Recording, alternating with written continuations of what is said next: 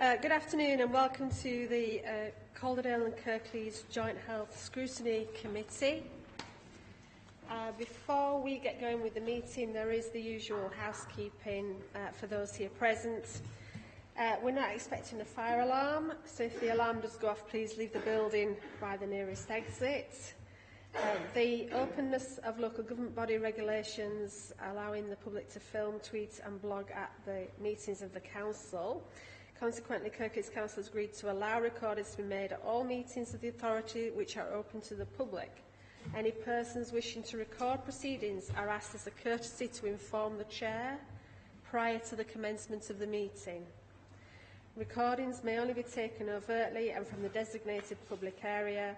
The Chair has the authority to instruct that recordings be stopped in any instances where it becomes disruptive or is distracting to the order and conduct of the meeting. And today I think we've just been, BBC Radio Leeds have notified that they may record snatches.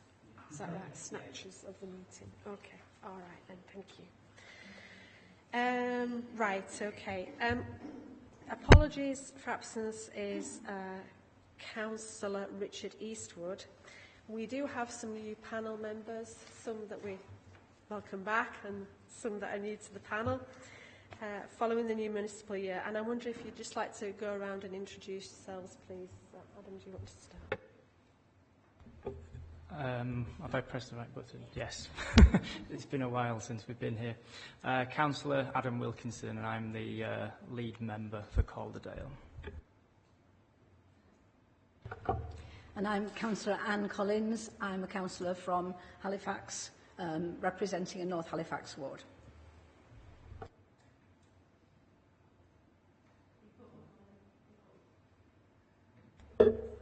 I'm Colin Hutchinson, councillor from Calderdale. I'm Councillor Howard Blagborough. Previously have served on this committee. Didn't think I would be serving again, but hey ho. And I'm a councillor for Brighouse and Calderdale as well. Thank you. Councillor Carol Patterson, councillor in Kirklees. Councillor Julie Stewart-Turner, Kirklees councillor. And I'm Councillor Liz Mage, Kirklees councillor. Right then, so if we move to our papers for the meeting, the minutes of the previous meeting were on Friday the 21st of July 2017. So for those of us who were here, the minutes of the meeting are extensive. Does anybody have any points they wish to raise from the minutes at all? I'll just go through the significant concerns that were raised because it is quite a while ago on page 9 of the papers. So we agreed to make a decision on referral to the Secretary of State, and we also raised a number of concerns. The hospital reconfiguration proposals are dependent on reducing demand through care closer to home. Although some reduction in unplanned admissions to hospitals has been reported, the Joint Committee is not sure that the proposal for care close to home is sufficiently robust, etc. The Joint Committee was not convinced of the 18% reduction in unplanned admissions that was proposed. The Joint Committee had not received sufficient information to be assured that the proposals are financially sustainable, and the Joint Committee raised concerns about the capital development and the PFI. We also raised concerns on the primary care not being consulted, and we were not assured that progress in introducing improvements would be fast enough or substantial enough to have a significant effect on demand at hospitals. In relation to primary care, we also recommended that better outcomes are embedded across the whole health and social care system and want to be satisfied that there is sufficient capacity to serve the diverse populations. And we raised concern about there not being a doctor present at the proposed urgent care centres all the time. We also raised concerns about the travel time, about the car parking and the further reduction in beds from 120 to 64 at the new hospital in Huddersfield. And we decided to exercise our right to refer the decision to the Secretary of State on 3 grounds. Does anybody have any points they wish to raise on the minutes of the meeting? No. For those present, can we approve the minutes of the meeting? Yes. Thank you. Okay. Interests. Does any councillor have any interests they wish to declare? Councillor Wilkinson. Yes, my usual interest, a small share in my father's pharmacy business in Calderdale, as declared in the members' interests for Calderdale Council. Thank you. All debates are held in public today. There are no items that are not in public. Right, deputations and petitions then. We've a notification of 2 deputations. The first one being Jenny Shepherd. Jenny, do you want to come forward? You have 5 minutes as usual.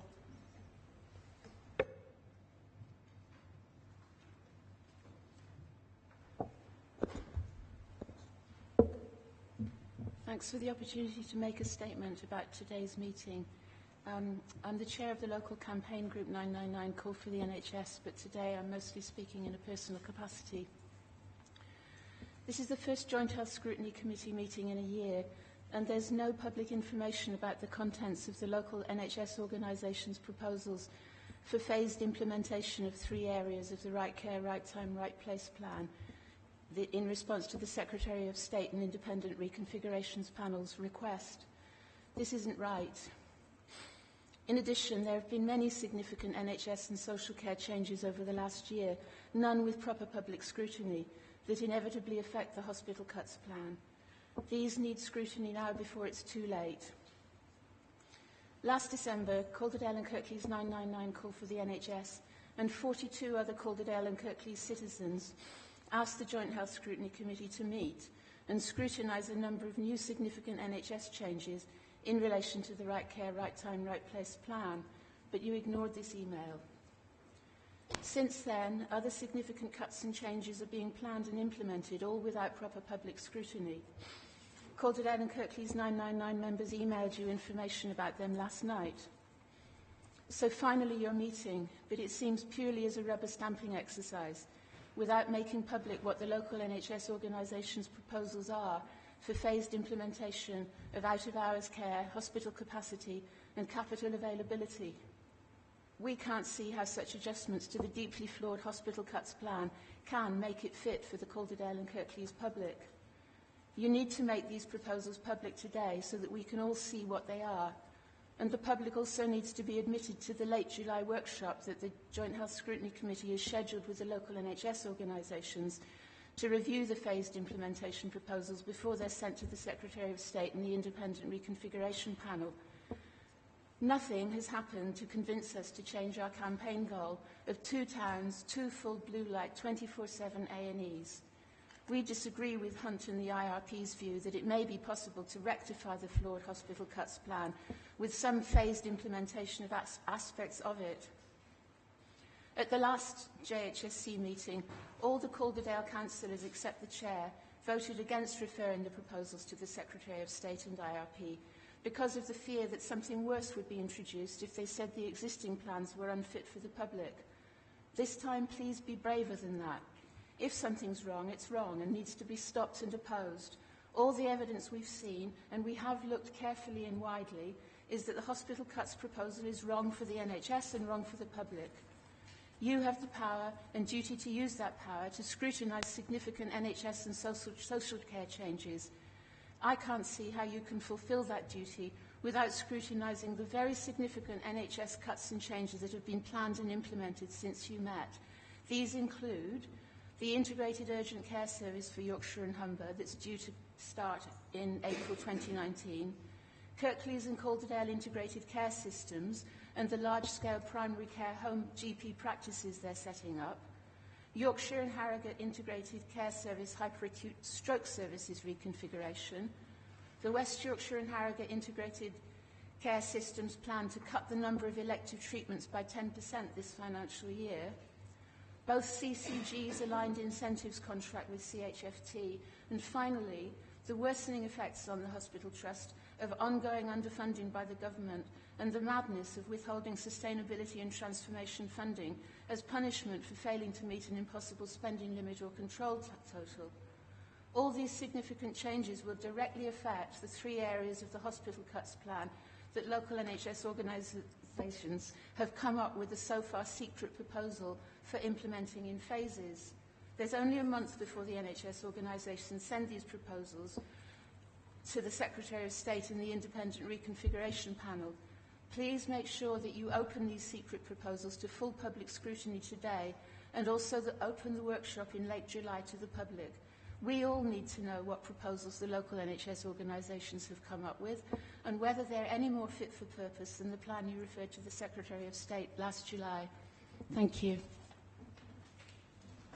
Thank you. Christina George.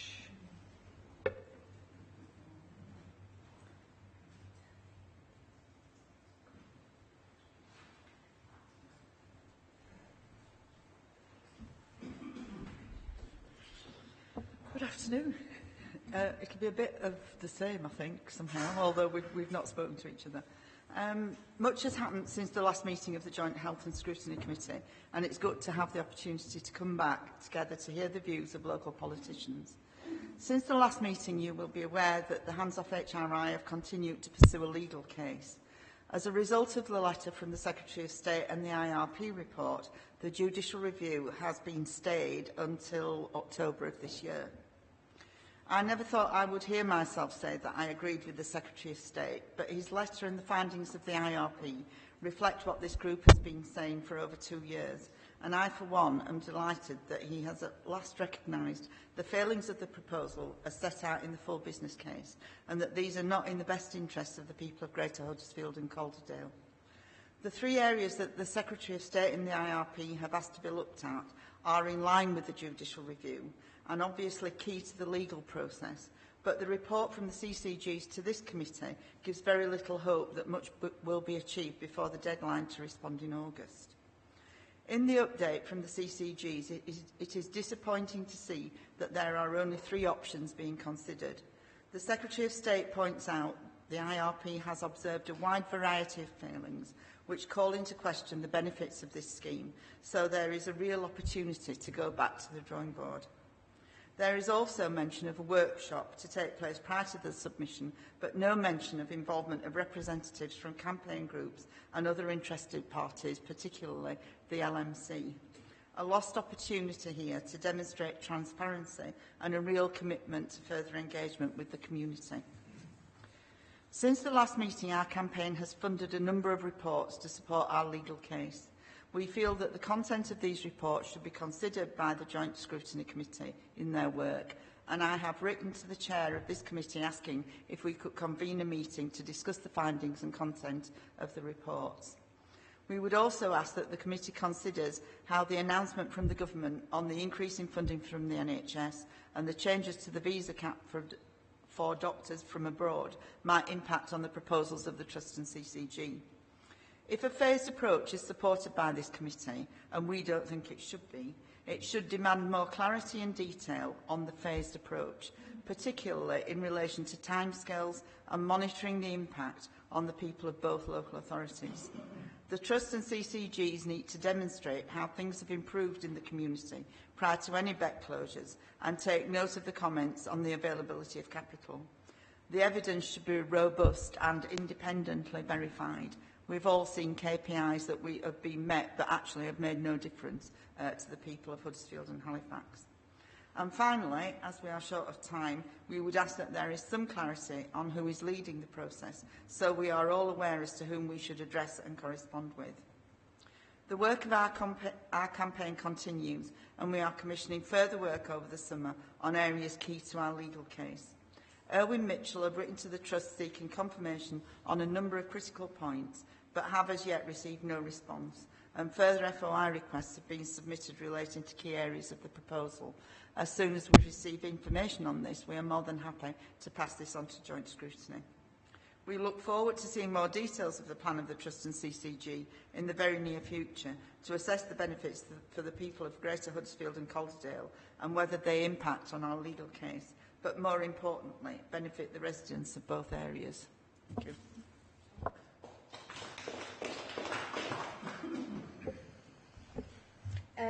We confirm as well that the committee is in receipt of a letter from Erwin Mitchell, which I believe all committee members have been sent through.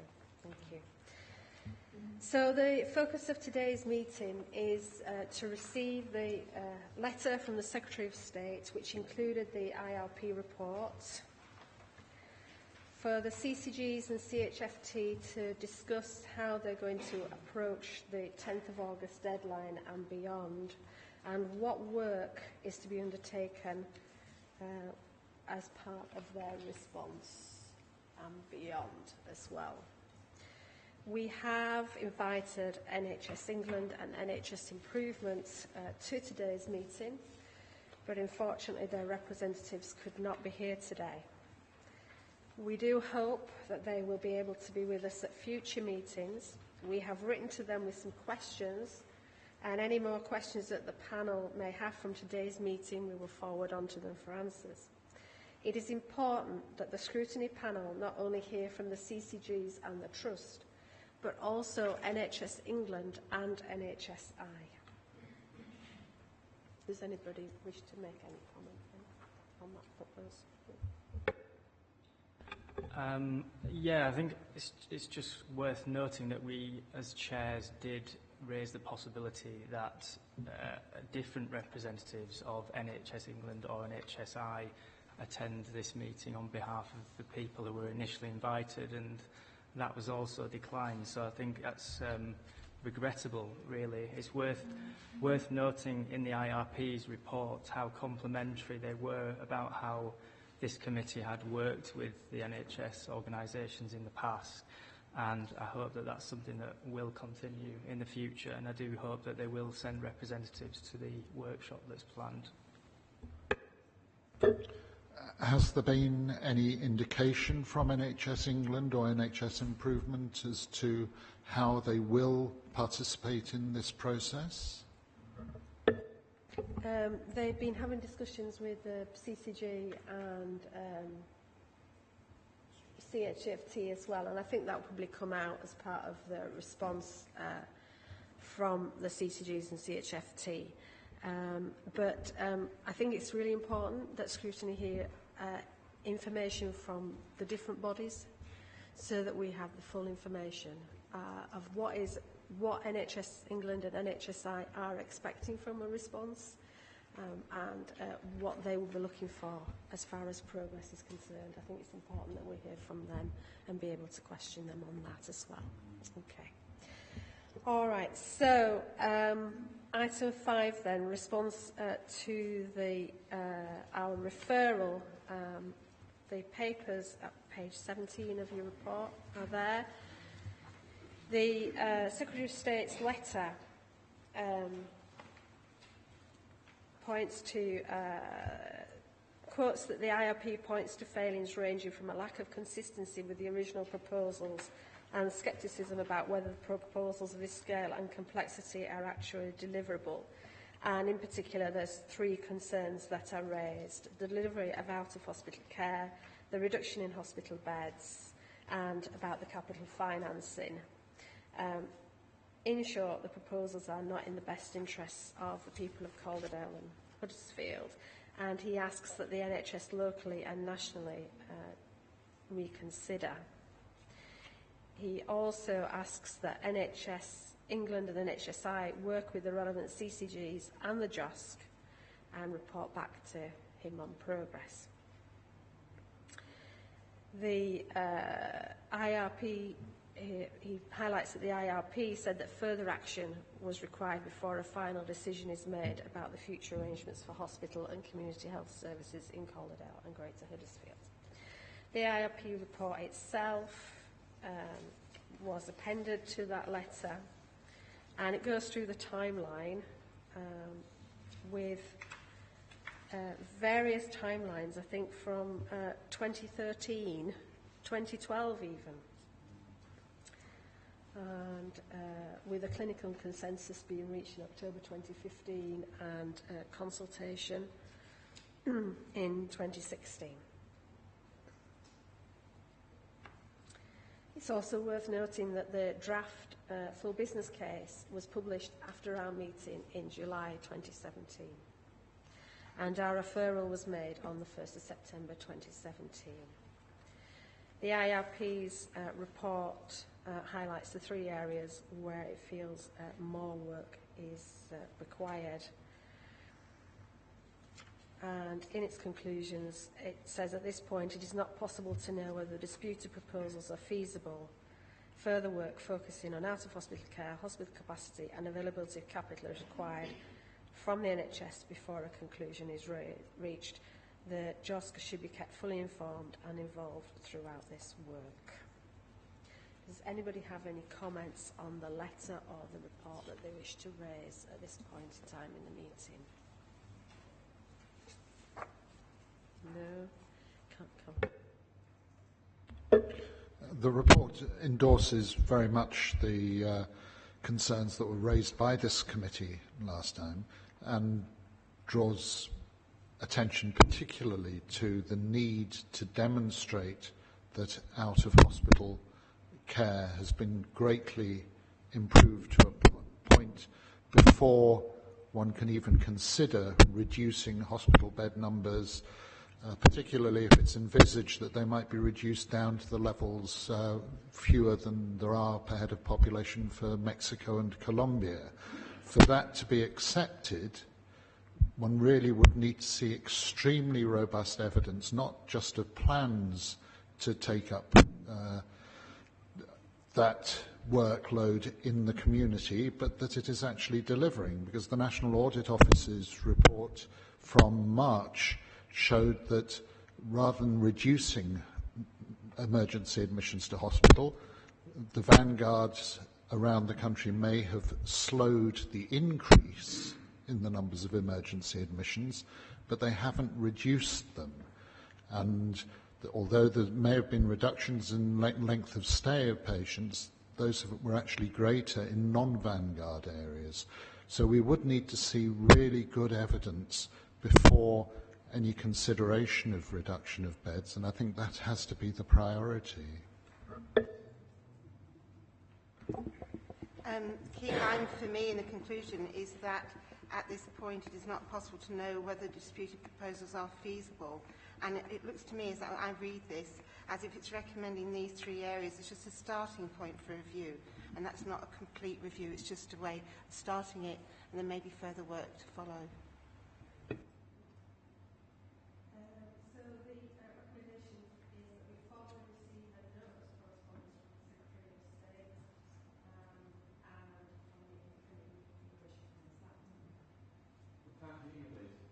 Oh, I'm sorry, I forgot to put my mic on.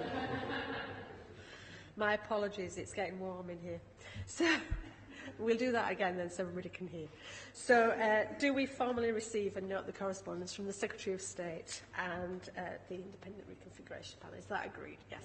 Thank you very much, everybody.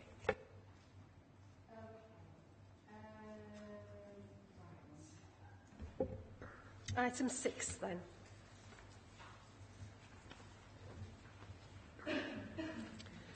Which is on page 33 of the papers. And this is an update from the NHS on progress of the actions identified by the IRP and the Secretary of State. So can I ask the CCGs and CHFT to outline their next steps, please, what they're working on, what the expectations are for the response for the 10th of August, and do you want to sort of say who you are before you start speaking so that everybody knows? Please, Carol, are you leading? Well, I'll kick off and then pass to Anna, if that's okay. I'm Carol McKenna. I'm Chief Officer for Greater Huddersfield CCG. In some senses, the paper that you've got, I think, is self-explanatory in terms of what we've been asked to do and what the timescales are around that. So I'll just add a few other elements. As we've said already, there are 3 specific areas of work that we have been asked to do as the next step in this process. Further work around clarifying our programme of out-of-hospital care and how that is developing. give some further consideration to hospital capacity and also consider the implications of capital financing. So, as you mentioned previously, Chair, we have had a couple of meetings with the regulator in June where, in a sense, that ask has been reinforced, and there's been a conversation with them about what we need to do next and how we're planning to go about it. But they have very much been conversations on process, because they were quite, those meetings came quite quickly after the letter was received from the Secretary of State. So, as you say, we have to respond to the Secretary of State by the 10th of August, and there is a fair bit of work to do between now and then, although that work is obviously underway. I would say we were leading on different bits of it, as has been the case throughout this process. So, within the Trust, they have been obviously asked to look at some of the issues around hospital capacity and capital financing. And within the CCGs, we are particularly focusing on the developments around our out-of-hospital services. Still shaping that up, but in particular, that focus within the CCGs, I think, needs to be able to demonstrate where we have moved in the last 2 years, and it has actually been 2 years since we were out to consultation, and a lot has happened since then, and a lot of progress has been made, both in Kirklees and in Calderdale. So I would expect that within that work that we do, we're able to evidence what we have done, what new services we have commissioned, and what impact they have had, as well as some of our plans for the future. As you've said already, we have got a workshop planned with yourselves later in July, where we anticipate being able to have a much fuller discussion about how things are developing. And perhaps as part of that conversation, we could also talk about next steps for wider conversations with other stakeholders and where people feel they might be required, either now or into the future. So perhaps if we could ask Anna just to give a Trust perspective, if that's okay. Hello, I'm Anna Basford. I'm Director of Transformation at Calderdale and Huddersfield Foundation Trust. As Carol has explained, in the past few weeks since we received the report, we have had some dialogue both with regulators, with commissioners and internally with some of our most senior clinical leaders about how we might respond, particularly around those two areas, around in-hospital capacity and around our capital finance ask. Those conversations are in progress. We haven't reached a conclusion on them as I'm sat here today. And as Carol has outlined, given the timeline and the need for the progress report by the 10th of August, we do anticipate towards the end of July being able to share the outcome of that dialogue and those proposals to address the concerns that have been raised around hospital capacity and around the capital finance ask. Can you just clarify for me, please, what your response on the 10th of August is likely to be structured as? Is it going to be, this is what we believe the work we need to undertake on just the three areas? Or is it going to be an answer to the three areas? In some ways, it might be a bit of both, because I think we'll be able to describe the position as we have, that we're at that point in time, but that it will still recognise that more work needs to be done. So I think when I was talking about the out-of-hospital services, I said that we'd be able to articulate what we've done so far, what impact they've had, but also what further plans for the future might be. It's sort of related to the point we made when we talked during the consultation process that even if we had agreement for the proposals at this stage, they would not all happen at once in terms of implementation. There was always a recognition that there would need to be milestones and checks built into any implementation process so that we could demonstrate whether or not what we had in community was actually working and able to withstand the impact of hospital change. So I think we would need to be able to signal in any response that goes back to the Secretary of State what we thought the next steps in our process were, as well as being able to answer the things we've been asked to the best of our ability at that point. Thank you. Obviously, there's been concerns expressed about openness and transparency and involving the public in drawing up further proposals. Obviously, your initial consultation involved thousands of people and was quite extensive. But then the report from the IRP pointed out, as we did, that there was a lack of consistency with the original proposals consulted on when you looked at the full business case. It's now likely, when there's this further work being done, that there will be even less consistency between what we end up with and what was originally consulted on. So my question really is, how do you foresee ensuring that the legal requirement to consult the public on major service change is adhered to, and that you involve the public in the process as we move forward? It sort of depends what the answer is moving forward. What we've always done through this process, and indeed any other process, is that we have a dialogue with Scrutiny about what constitutes significant service change. And if over the next few months, you know, we think we're in that arena again of this being something that constitutes major service change, we need to have that discussion with you about whether further consultation was required. If it was not deemed to be so, then that's not to say we wouldn't still want to do engagement with people and talk to people about what this might mean. But I think that will be largely shaped by how the next stage of the work develops. Can I just clarify, because under the NHS you have rules about when you go out to consultation, don't you? And yes, you come to us, Scrutiny, for any changes, and Scrutiny says whether it thinks it's a significant change, and then we say how many weeks we think there should be consultation on. So are you expecting that any of the changes that you may be proposing as part of your response, are you expecting that they will automatically fall within the NHS's need to consult? Or will you expect it to fall within Scrutiny's role to deem it a significant change or not? Because sometimes the NHS says it's a 12-week consultation, and Scrutiny says yes it is.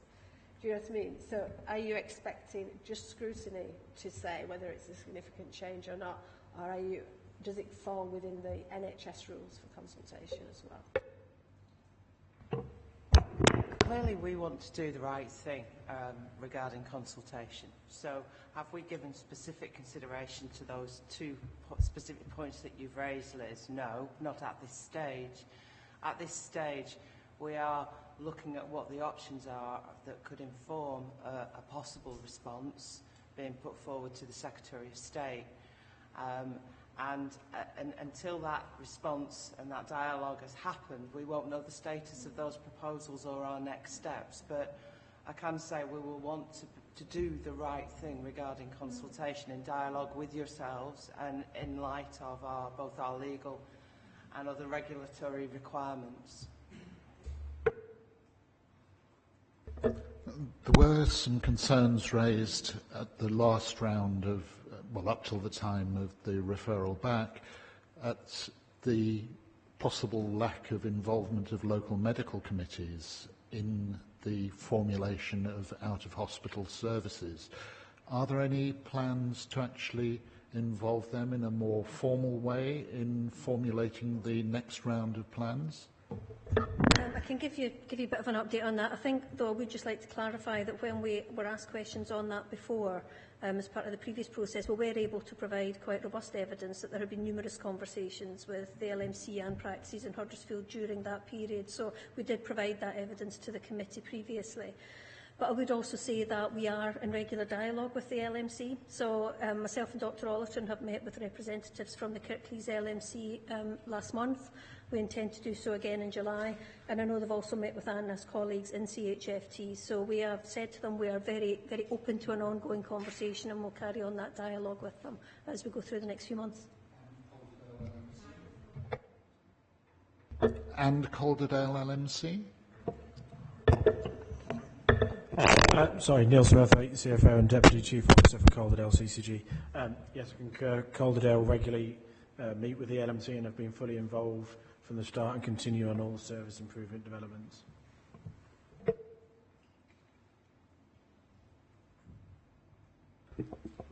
I just thinking that any reference made in the document of a phased approach to any implementation of any proposals could cause anxiety throughout the general public. So I wondered if you could take this opportunity just to reassure everybody that's listening that there won't be any cuts in services or hospital beds while we go through this process.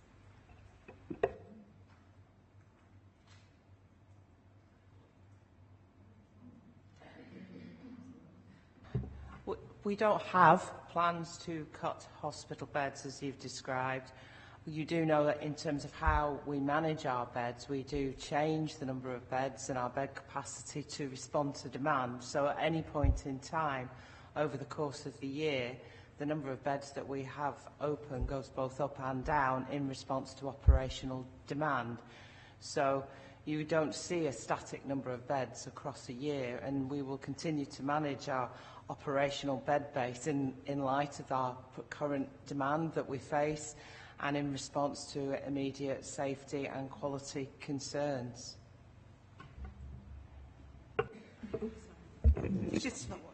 No, the proposals you came forward with, that we referred to Secretary of State, proposed cutting beds from 120 to 64. It was very clearly stated. But that wasn't the point. It was just that while we're going through this process, I just wanted you to have the opportunity, give you the opportunity to reassure people listening that there won't be anything implemented without clear consultation and agreement, just while we're going through all the dispute process. I think we need to be clear, we have not been given approval to proceed. So, you know, that we are still in a process. We cannot start implementing the changes that we consulted on while we are still in this process with the Secretary of State. Thank you, Chair. Just a question in relation to when a full report is available with the revised plans. What have you thought about sending it to another trust for them to review, to have a look at the proposals, for instance, to see how they feel it is from an independent point of view? I think that would be quite useful to get key elements and try to even come into to ourselves. I mean, clearly I want some clarifications as when we are going to see it here in this committee and have the opportunity ourselves to fully review the revised changes.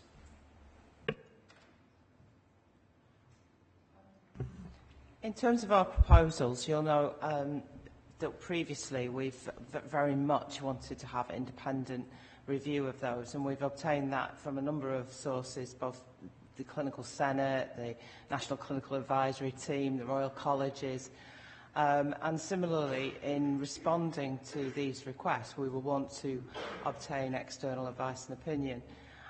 We are during July looking towards NHS England and clinical colleagues at NHS England are providing some their view regarding any changes that we're proposing in terms of immediate safety concerns and robustness of those proposals. And then subject to how things progress, as I say, this response to the Secretary of State, we would want to do exactly what we've done before, which is via the Clinical Senate.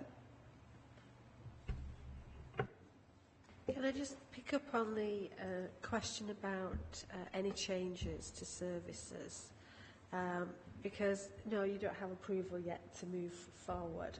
The IRP was clear, I think, as well on that as well, that further work was needed before any final decision was taken. But there is also the matter of safety of service. So can you outline what, if there are any concerns at this moment in time, and what the process would be if any came up in the future whilst the main decisions were being discussed? Because there needs to be a process for that, doesn't there? Which we do normally have a process for it.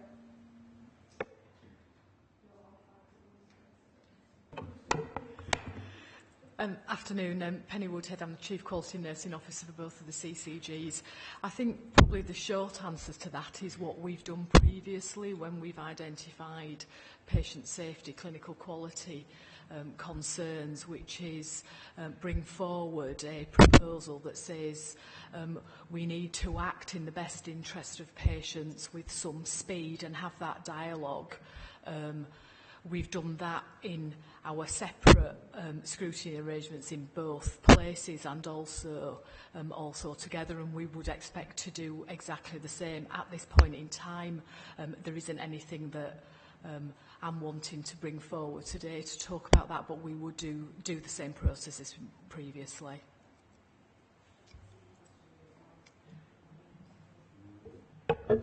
Can I ask of the status of the full business case that was presented, that was published after the decision to refer the plans to the Secretary of State?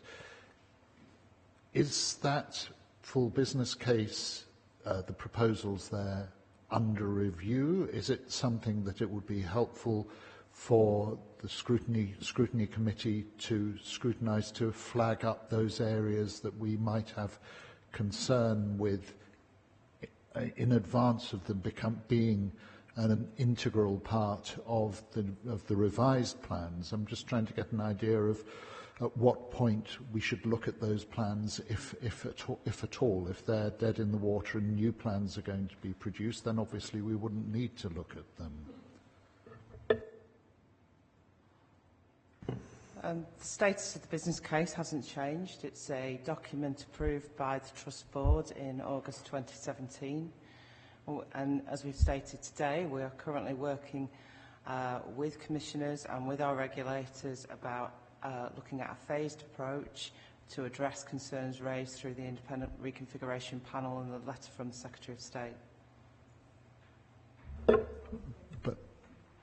But there may be specific points within that full business case that the committee might have problems with. Would it be helpful for us to flag those up at an early stage, or is it under substantial review, in which case we may not need to?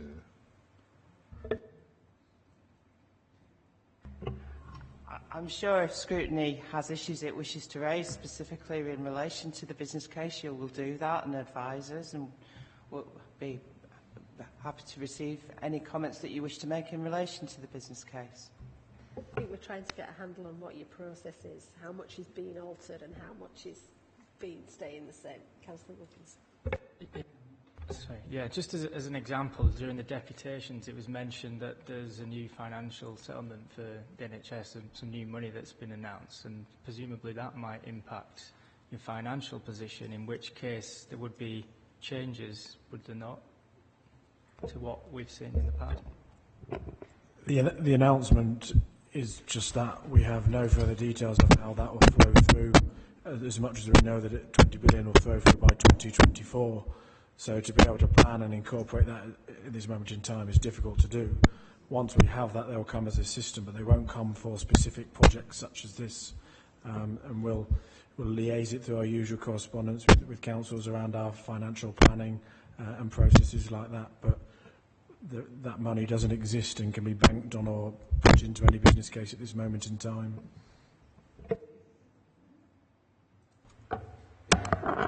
You talked about a phased approach, and what I'm concerned about is will we as scrutiny know what those phases are, what those timescales are, what we can expect to happen when, so that as the process evolves we actually can be involved at certain points. I'm just concerned that we're talking about a phased approach with no idea of any timescales, what we can expect to happen when, and are we going to have that before this is resubmitted? I hope I can give you some reassurance that we'll continue to work with scrutiny on this as we go forward. I think the history of us working together, and in fact I think it's borne out in the report, is that there has been a strong working relationship, and CCGs and the Trust have provided scrutiny with a wealth of information. So we've always endeavoured to be very open and honest, and that approach is going to continue.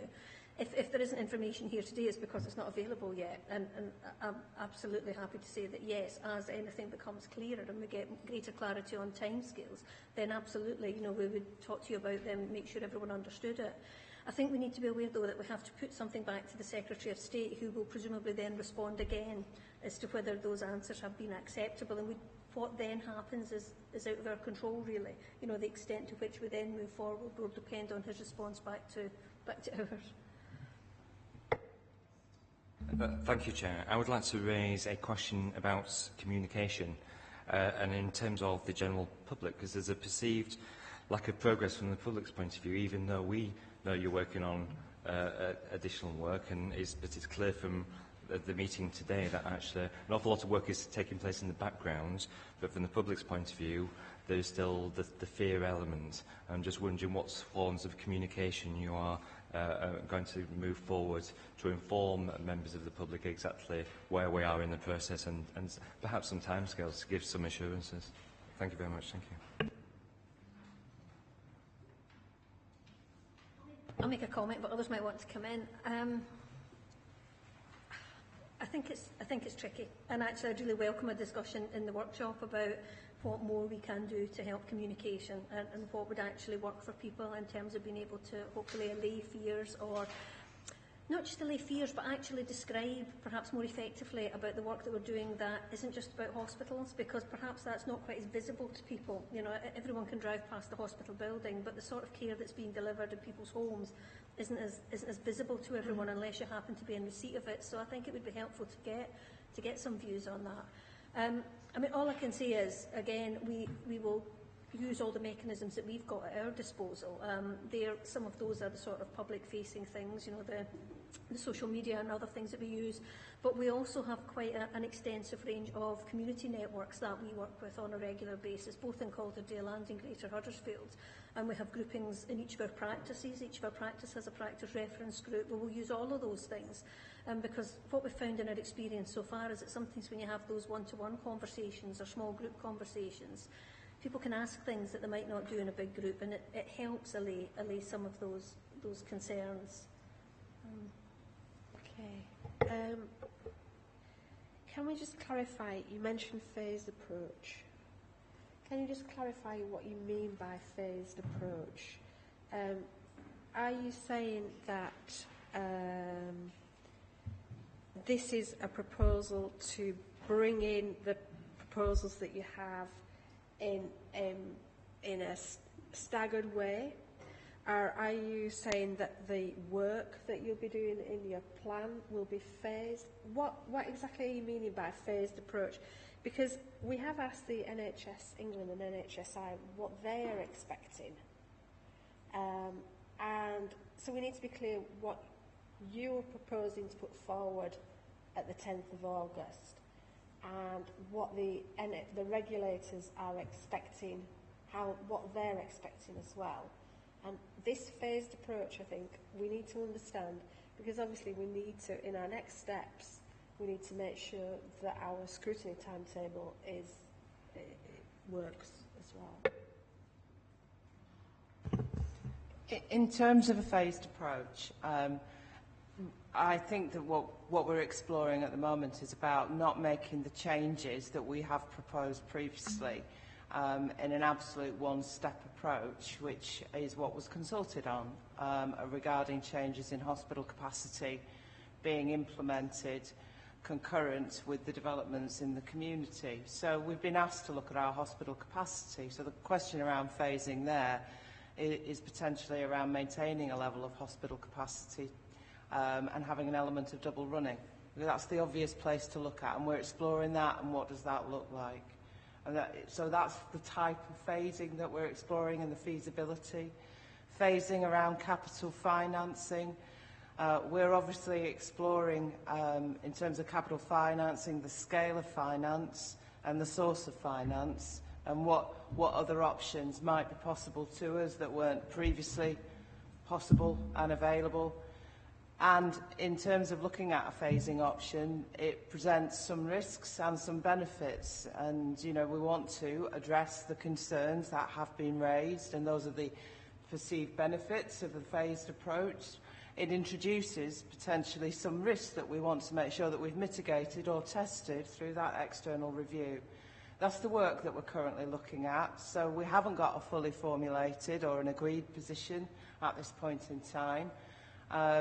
But we are trying, as I say, to maximise by addressing the concerns through a phased approach, some benefits, but making sure we mitigate any risks along that journey.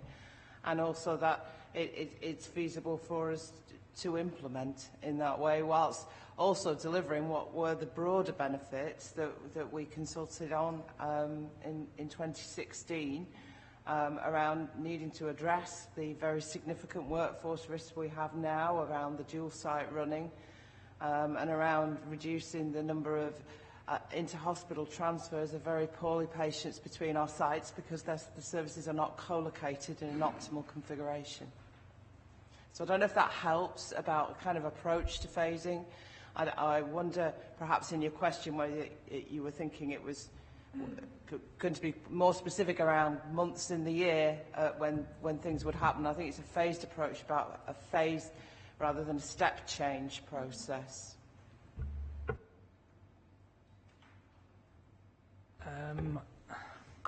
Yeah, my question was just seeking a bit of clarity around who has the responsibility for reporting back to the Secretary of State on the 10th of August, because I note that in his letter to myself and Liz, it says that he has asked NHS England and NHS Improvement to work with the relevant CCGs and this committee and to report back to me on progress. So that sounds to me as though it's NHS England and NHSI who will be reporting back to Jeremy Hunt.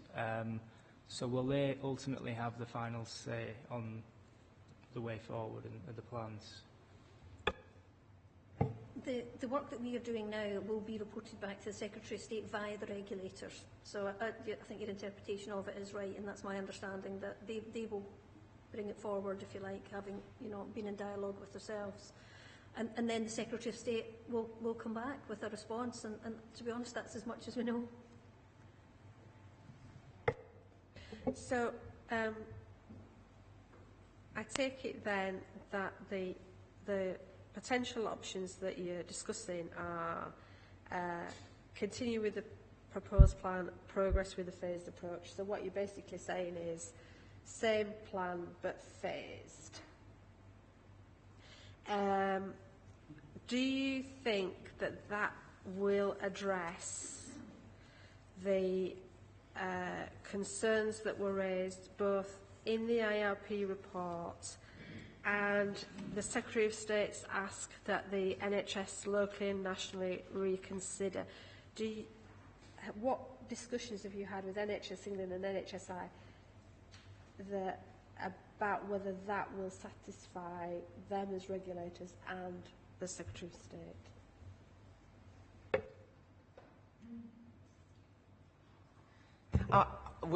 We're seeking to satisfy those concerns. And as we've said, we're seeking to formulate a response that will satisfy those concerns. Can I just go back to the letter to the Secretary of State? Because his letter to Councillor Wilkinson and Councillor Smage says, I would be grateful if you would report back to me in 3 months on progress with implementing its recommendations, which to me sounds as if he would be expecting a report back from this committee. Whether that's in addition to the one from NHS England or whether that would be instead of. No, I think that would probably be both. It would be NHS England and NHSI as has been outlined, because that's in the paragraph there, isn't it? Therefore, I asked NHSE and NHSI to work with them and to report back to me on progress. And then it says later on, I would be grateful if you report back to me in 3 months. So I've read that is both NHSE and NHSI reporting back and the Scrutiny Committee reporting back as well. Okay, yeah. Are there any other points that anybody wishes to raise under this? Can I just clarify what the financial position is currently as far as the CCGs and the Trust is concerned? and how you believe that any proposals that go forward, do you believe that that will impact, the length of time will impact on those finances, or were you not expecting to make any savings at this moment in time from your proposals until further down the line? Can you just clarify the financial position, please?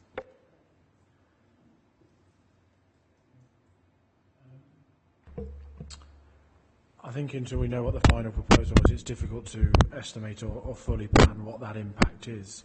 But we're making recognition of it, and we obviously recognise any delay delays the recognition of any savings or potential financial benefit that we had from the original plan. So they are being all worked through and will be part of the proposal, particularly for the trust and the impacts on the CCG. Just add as well. I mean, earlier on, committee members raised around the change in allocations to the NHS as well. So in effect, on our financial modelling going forward, we will look at what comes out of this proposal. Sorry, I didn't introduce myself either. So Ian Correll, Chief Finance Officer for Greater Huddersfield CCG. Just say, so we'll be modelling the finances going forward. We'll take account of all the latest information. A large part of that for the trust and its business case will be working through the process over the next few weeks and where that gets to, what the impact of phasing will be. That is likely to change the finances, but until we work through that, we don't know what that will be. And we'll also update for things like changing national allocations as and when we get information about changing national allocation. But at the moment, all we've got is a high-level figure. Okay then, so if we've no more questions in that area, then are we to move on to next steps then? And have any of the committee got any points they wish to raise under next steps? I think we've had a couple of items, haven't we? The business case has been mentioned, work on the business case, but also the outcomes of the workshop that we're holding as well. Now, in relation to the workshop, the Scrutiny Committee, as we have done before, holds a mixture, can hold a mixture of public meetings and workshops. And so we're proposing this workshop later in July that we will report on at the next public meeting, as we've done previously. We recognise that as much scrutiny as possible needs to happen in public. Okay. But we anticipate, I think, as we've heard today, that this is the start again of a series of public scrutiny meetings. And the workshop, hopefully, will help us to understand and to be able to timetable better those meetings and to outline a programme of work. We've also mentioned about writing to the Secretary of State, and I think the committee would want to write to the Secretary of State with its comments, yes, that we would want to put in a response for the 10th of August. If we're not able to hold a meeting between the workshop and the 10th of August because of the timelines, can we delegate that to the joint chairs in a discussion with the committee so that the committee sees any response and has a chance to comment on it, and the joint chairs to work on that response? Is that okay with the committee? Does anybody have any other things they wish to raise as next steps? I think it may be worth at the next meeting also just revisiting the terms of reference of the committee, because I think there has been an argument that under the original terms of reference our work may have been finished after the referral was made. Absolutely. And we've also got the travel and transport report that's come in since that we need to scrutinise as well, of course. One of the deputations made reference to a number of changes that are being implemented over a wider area of West Yorkshire, but obviously have an impact here. And because of the way that STPs were set up, they had there were local STPs as well as West Yorkshire STP. And it's at what level should the scrutiny take place of service changes that will impact on people in Calderdale and Kirklees? Should that be taking place should it be taking place jointly across these two boroughs, given the interaction of health services between these two boroughs, or should it be left to the West Yorkshire and Harrogate Joint Scrutiny Committee? I would like to know what the committee's thoughts were on that. I mean, certainly I would have thought that, obviously the West Yorkshire Scrutiny Committee looks at those West Yorkshire and Harrogate level proposals in detail. But I would have thought that, and we've always said, haven't we, we've asked questions around the West Yorkshire picture, that we need as a Joint Health Scrutiny Committee to understand what is happening on a West Yorkshire footprint in relation to these proposals. And I would certainly hope that we could, as a committee, take that discuss that information going forward as well, because I think it is very relevant to what is happening on a more local basis. Yeah. Any other points that anybody wishes to raise? No. We've discussed response to the Secretary of State. The response from NHS England and NHSI.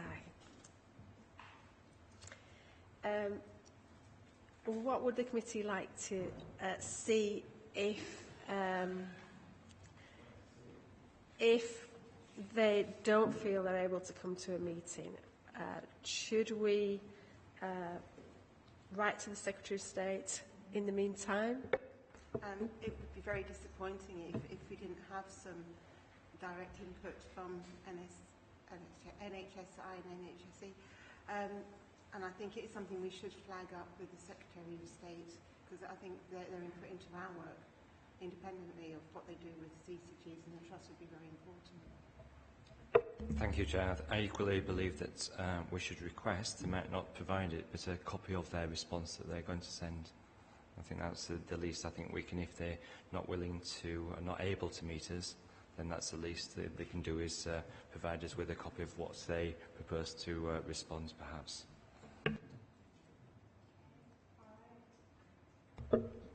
I think it's very clear in the Secretary of State's letter that he is expecting direct working between this committee and NHSE and NHSI, and I do think that that should be impressed upon both those bodies and, if necessary, reported back to the Secretary of State if it doesn't materialise. Okay, so we will take that forward. The Joint Chairs will take that forward. We have been writing to them to make our feelings known, but we will continue to do that and reply to the Secretary of State if we don't feel we're being able to talk to them as we feel the committee should. Okay, so do we feel that we've agreed the next steps? Yes? Yes? Thank you everybody for coming today, and the meeting will close. Thank you.